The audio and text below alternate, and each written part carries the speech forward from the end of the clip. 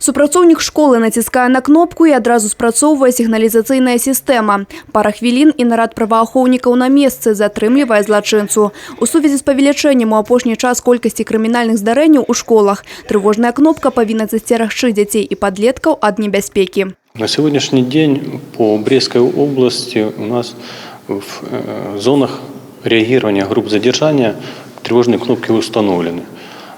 Пока мы не шли в населенные пункты, которые удаленные, где-то в сельские школы, там пока, потому что мы не можем, нет у нас такой физической возможности реагировать, туда выезжать и там проводить свои мероприятия. Ну а здесь в городах, в районных центрах, везде школы, детские сады, все оборудованы кнопками тревожной сигнализации.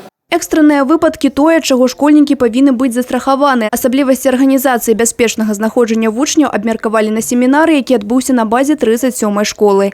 Кіраўніцтва сярэдніх школ і іншых навучальных устаноў сабраліся, каб задаць хвалюючыя пытанні. В целом надеемся, что данная работа будет продолжаться, потому что безопасность нахождения детей в учреждениях образования – это приоритет.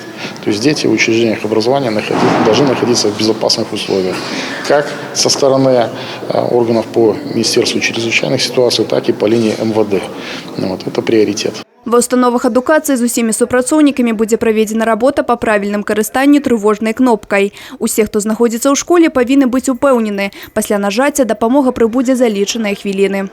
Анастасія Цукун, Тыгран Акапян, тэлерадыёкампанія «Брест».